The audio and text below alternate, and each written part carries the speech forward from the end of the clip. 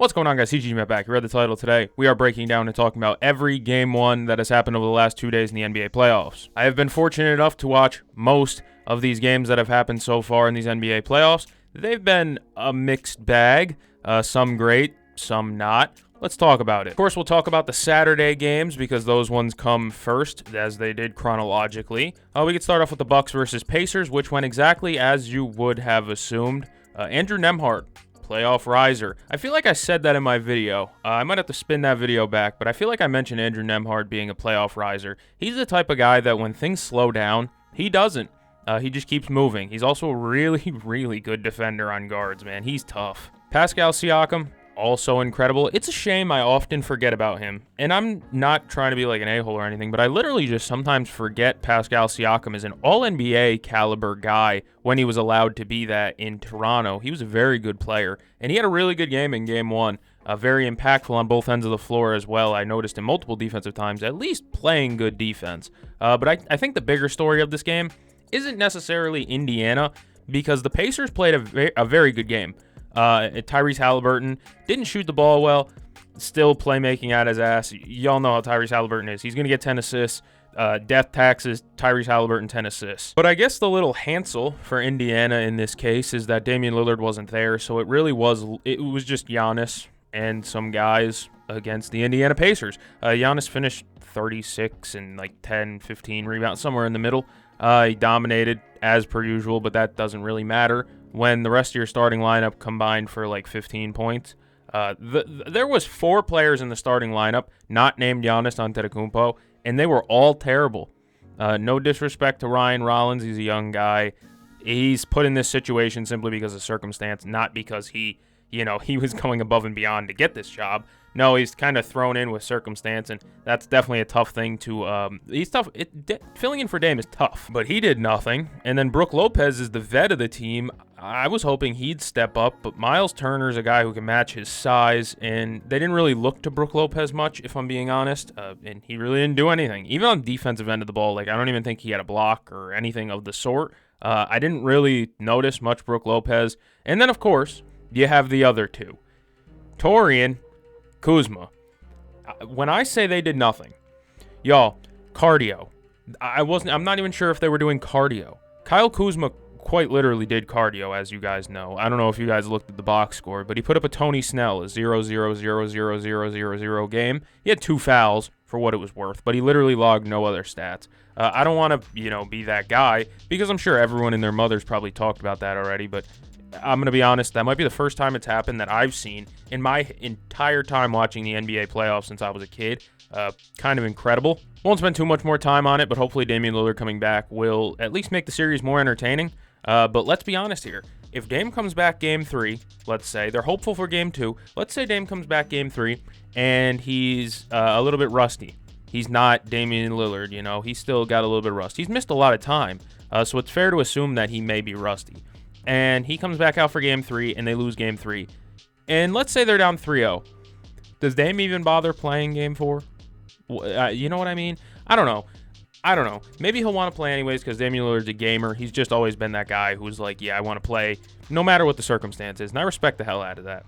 But you really got to wonder, what is the limit to a Damian Lillard comeback? It really all depends on game 2, in my opinion. Where does game 2 end? If game 2 looks like game 1, bro, I might tell Dame to just stay home and be like, you know what? I don't even know what to do. With Dame, the Bucks still didn't really impress me much this season. And now without Dame, I don't even know how to describe it. And Chris Middleton getting traded for Kyle Kuzma. The title of this video is like overreacting to game 1s or whatever, blah, blah, blah. But we don't really do that around here. That's more or less clickbait, to be frank with you. Yeah, it got your click. But when I say Taurean Prince and Kyle Kuzma were quite frankly useless, and I don't see a way that they can be useful in this series, like somebody of Kyle Kuzma's skill set, how does he fit into this equation? He doesn't shoot the 3 ball well. He goes to the rim. Oh, Miles Turner's there. Miles Turner's going to block his shot a lot, pretty often. And defensively, he's big, but he can't guard the guards of Indiana. He can't guard Halliburton. He can't guard Nembhard, So where does a Kyle Kuzma even fit into this equation? I don't know. Giannis missed some free throws from what I remember, but that didn't really even matter. The Bucks kept like edging this comeback. Pause, edging comeback.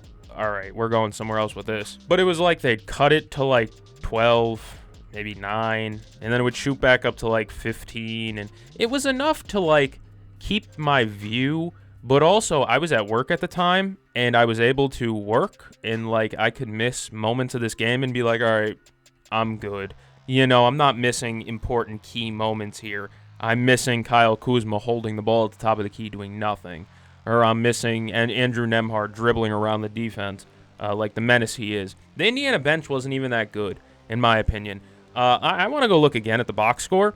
But from what I remember, I don't even think the Indiana bench was that crazy. And usually that's like one of the best things about Indiana. They got 11 from McConnell, 13 from Mathurin. Mathurin, 8 of 8 from the line, but he shot 2 of 7. TJ McConnell's just always good. Mark that down. Plus minus shows negative, but I don't know. When I see TJ McConnell on the floor, he's usually making a good play. Obi Toppin was a minus 16.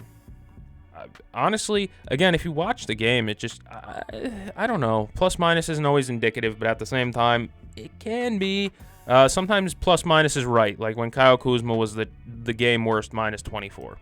Sometimes plus minus is right. But I don't want to dwell on the old games too long, so I'm just going to closing thoughts on this one. Damian Lillard coming back. Hopefully it saves the series. But if they're down 3-0 and Dame's coming back if they're down 2-0, Dame comes back for game 3. I don't even know if there's a series here. I don't know what to expect.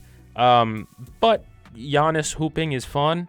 I guess that's something. Shout out to Andrew Nembhard, known playoff riser. Benedict Mathurin getting to play in, I believe, his first playoffs of his career. That's pretty cool to watch as well. Indiana's still a young team, so, you know, there's more to this. There's more developing to this story. Next game, Clippers-Nuggets. I was still at work when this was going on, and if I'm being honest, I was pushing pretty hard for the Clippers here, and I'm not a Nuggets hater. I'm not. I just really like this Clippers team. I'm very enamored with this Clippers team, but this was the issue with this Clippers team is, I don't know what the hell their problem was, but they stopped going to what was working, and I think they'll adjust for game 2. But this felt like a game that they kind of needed to win. James Harden was very good. It's just late game he was not. I remember he had a moment where he dribbled it off his foot out of bounds with like 6 minutes ago.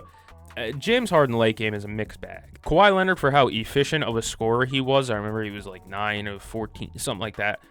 He turned the ball over a lot for Kawhi Leonard standards, and I didn't really like that. The Nuggets brought it defensively, late specifically. In the first half, I was like, what is happening here? Especially in the beginning of the game, bro. They were running Harden, Zubac's pick and roll, and Harden was getting lefty layup, lefty layup, lefty layup. It didn't matter who was defending him, and Jokic wasn't stopping it at the rim, if I'm being honest. Jokic is a very interesting player, where he can tighten the screws and, you know, contest at the rim, at least contest at the damn rim. But you'll also get first quarters like you did against in the Clippers last game, where James Harden's getting left and just getting easy free money, literally free cheese every time he drives with the ball.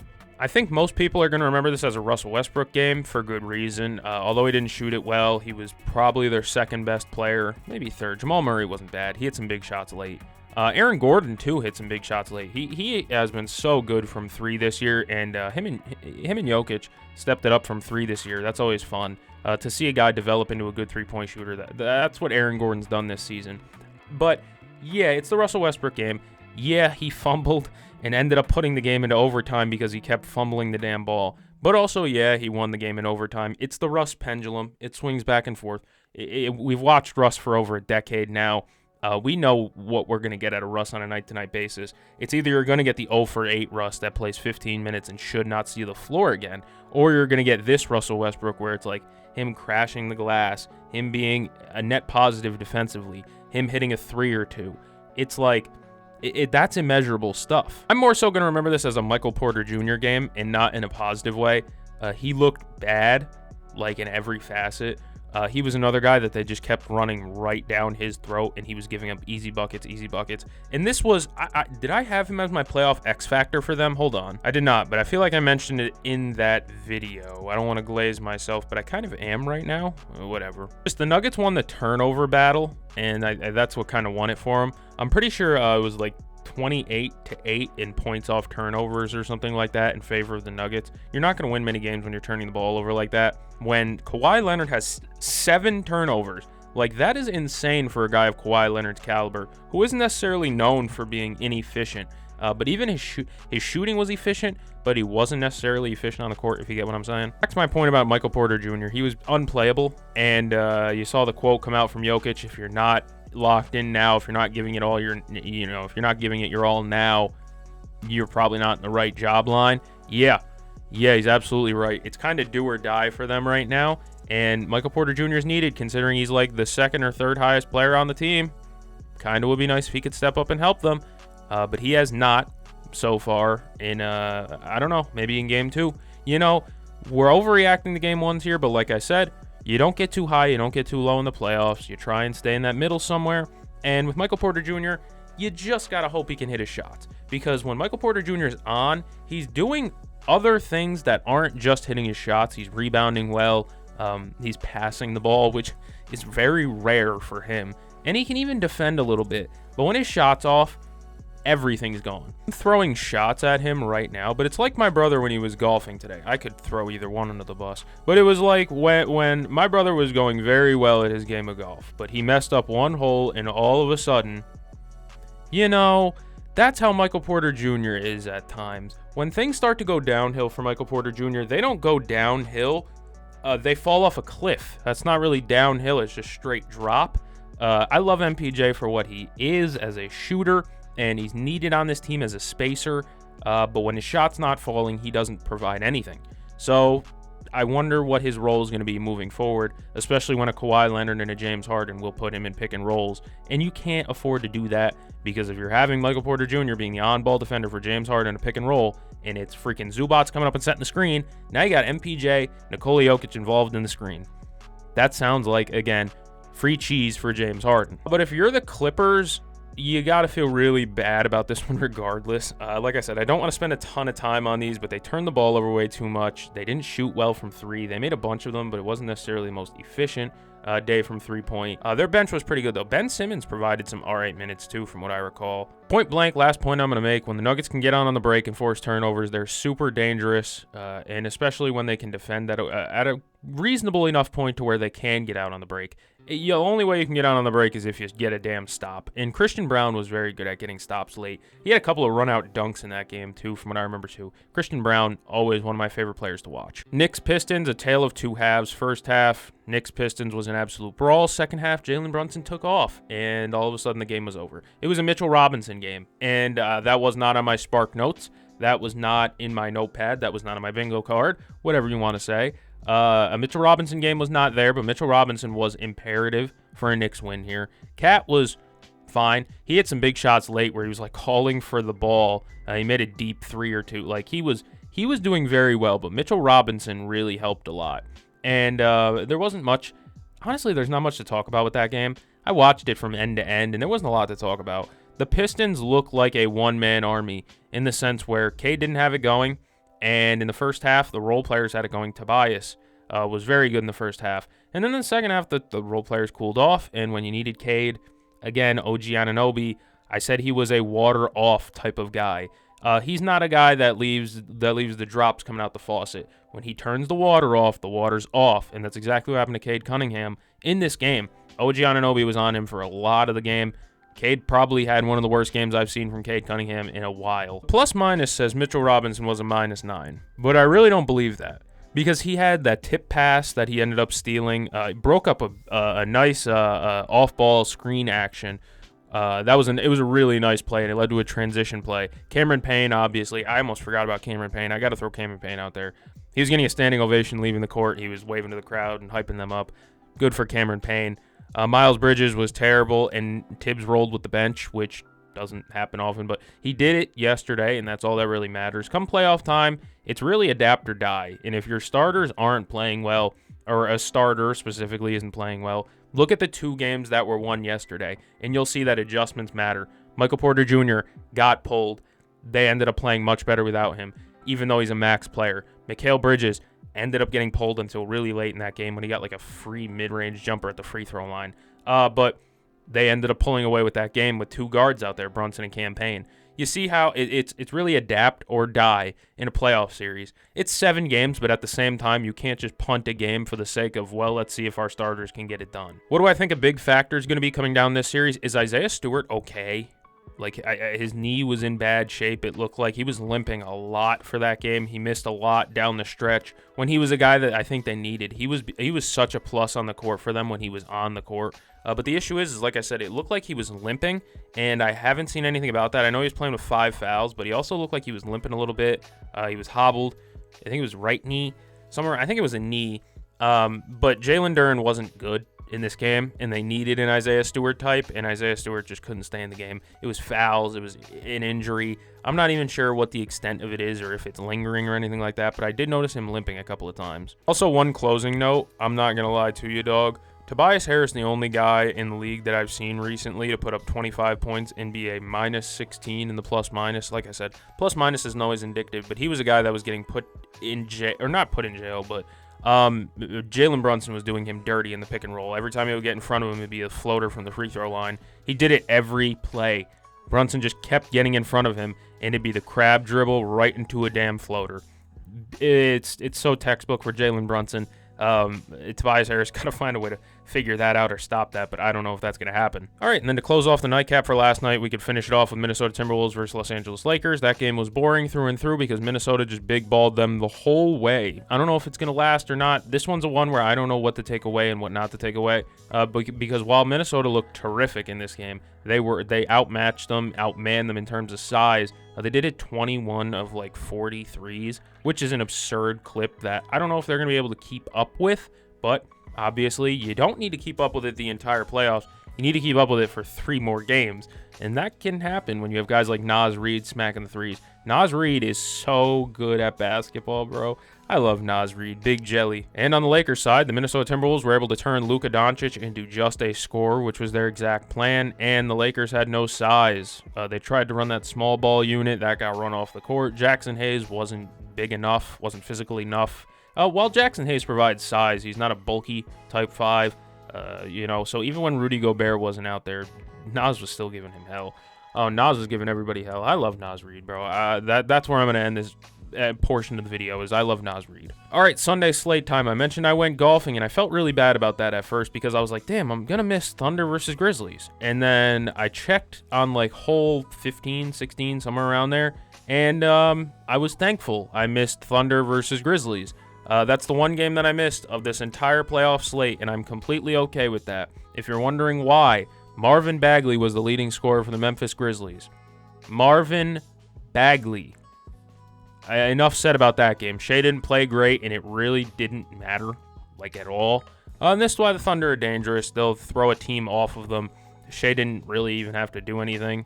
You know what I mean? It was bullying through and through. And it's a game that I'm glad I missed, and it's a game that I probably will not be going back and rewatching tomorrow. And then I was back just in time to catch Orlando versus Boston. My C's, I'm wearing a hat for a reason, bud. First half, they had us in the first half, I can't lie. The Magic were playing more physical. It was like a punch in the mouth in the beginning of the game, like a, hey, wake up, stupid. And it woke the Celtics up. They went to halftime, I believe, down 1 point, and then they went into the fourth quarter up like 14 points. Derek White is the king of everything. I love Derek White. You've known that, though. Jason Tatum had a stinker, but it really doesn't matter, I guess. You know what I mean? That's the one thing about the playoffs that people always want to talk about. They'll always say, like, your star player is a choker, blah, blah, blah. I don't really care.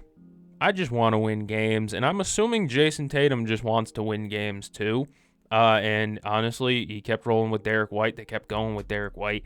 And Drew Holiday played a massive part in that game. Drew Holiday was so good. The Celtics did exactly what they wanted to do against Orlando, which was shut off the water with everyone else and just say, hey, Paolo, hey, Franz, you're going to have to drop 50 each if you want to get to 100 points. That's exactly how the Magic kind of played today, and that's exactly why they lost today, was because nobody else besides Paolo and Franz really did a thing. Wendell Carter wasn't bad. I'm not going to throw digs at Wendell Carter. And John Isaac's going to play a big role in this series going forward because he defended very well today. And he only shot like one. I think he only made 1 3. But 1 3 for John Isaac, you damn near got to clap it up and give him a round of applause for hitting a 3. So John Isaac's going to play a huge role in this series. And when he was on the court, he was very effective, defensively at least. And I think that's the key for the Magic to win this series, is they got to rely on the Celtics to not hit 16 threes. But I did mention this in my playoff breakdown video, was that the Magic have to find a way to clean up the fact that they're going to lose a three-point discrepancy battle every game. Today, the Celtics made 6 more threes than Orlando. That translates to 18 points. Would the Magic lose by today? 17 points, I believe. Yeah, exactly. They're gonna need to find a way to equal out that three-point battle. And I know they close out well on threes. You heard that all day on broadcast. The Magic close out on three better than anybody else in the league. Here's the thing: the Celtics do so much drive and kick that, yeah, you can force them off the line. It's only gonna work for so long, especially when they're getting out transition. Once they're getting out in transition, if Peyton Pritchard has the ball, he's pulling up for three. You got to know that. Peyton Pritchard played a huge role today. Absolutely swung the game. I think I remember Caleb Houston playing a kind of decent minutes at the end of the first half, from what I recall. Caleb Houston played some very good minutes. Jaylen Brown looked all right. I said his knee was a big factor in this, and he didn't play his best basketball today. What did he finish with? That would be 16 points, 5 and 2 assists, 2 steals as well, 6 of 14. Like, that's a fine game. He didn't really have to do a ton, but like I said, Jason Tatum's struggling. I'm not panicking. I'm not pressing the worry button on that. Orlando's a very good defensive team. They have guys like John Isaac, like Paolo, like Franz, like hell, even KCP. Corey Joe was even doing a good job defending Tatum to an extent, as good as Corey Joe can do. But yeah, where Orlando lost that game is kind of the turnover battle and the three-point discrepancy. I don't know how they're going to be able to clean up that inadequacy. Not inadequacy. They're unequal in terms of how they score their points. The Magic make a lot of mid-ranges, especially Paolo and Franz, versus the Celtics, who just spray threes. And yeah, I mean, it's not even an if the Celtics threes are falling, because let's be honest, and their threes not falling is kind of few and far between. That was the panic all last postseason for a lot of the media, was what happens if the Celtics threes stop falling. It didn't. And then they said that again this season, what happens if the Celtics threes stop falling? They didn't. It's at the point where you got to really stop asking that question and just factor it in. The Celtics are going to make more threes than their opponent most nights. It's how does their opponent clean up? And how you don't do it is turning the ball over like 15 times like Orlando did. All right, that's enough ranting about my Boston Celtics. I could do it all day. I will not do it anymore. Shout out to Paulo, though, man. He is good. He is good. He made 4 threes, and I'm just like, where does that come from? The guy's like a 29% shooter in a good year. Where does that come from? Sunday had 2 snore fests, come to think of it. I went to dinner, and I was watching this game kind of after, and yeah, it was good background fodder for when I just decided to turn on WrestleMania, because let's be honest, guys. Come on. You're telling me you sat down and watched all 48 minutes. If you're a Cavs fan, I understand it. If you're a Heat fan, you are due for some payments for having to watch that. I'm gonna say Donovan Mitchell was out there trying some absolute like backyard, I don't even know, park hoop nonsense, faking a dunk and then going underneath. A disgusting move. Donovan Mitchell's hilarious, but I turned on WrestleMania during this, and y'all want to hear about my WrestleMania rant real quick? I enjoyed it, and I love that John Cena won the title. It was a little bit too slow-paced at the end for me. I'm going to be honest, Travis Scott walking down to the ring was the slowest I've ever seen a human walk, the slowest I've ever seen a human move, and mind you, I live with my grandmother.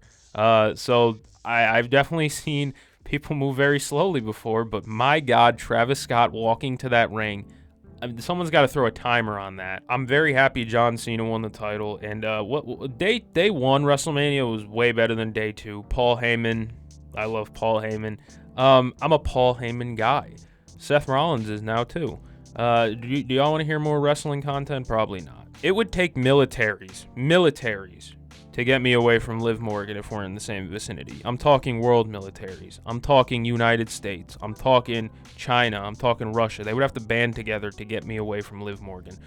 We can move on to the best game of the night, which was Warriors versus Rockets. I'm so used to saying Cavs versus Warriors. The key to this game was Houston looking like a young team that didn't really have a go-to guy, especially late in the game. So many missed layups. So many missed layups. It was insane how many layups they missed. Oh my god. It was all Alperen Şengün offensively. Steven Adams had a good little stretch where he was good, and Jabari Smith was actually pretty decent offensively too. I love Jabari Smith. That's another random player that I gush about often on this channel is Jabari Smith Jr. I think he has intangibles. He does the right thing a lot. Ime Udoka even rolled out this super big ball lineup where it was what? I think it was Jalen, Amen, Jabari, Alperen, and Steven Adams. Fun. Love that. Why not? But so many players on Houston were net negatives today, and that's going to set you back a ways. Like, let me throw it where I can.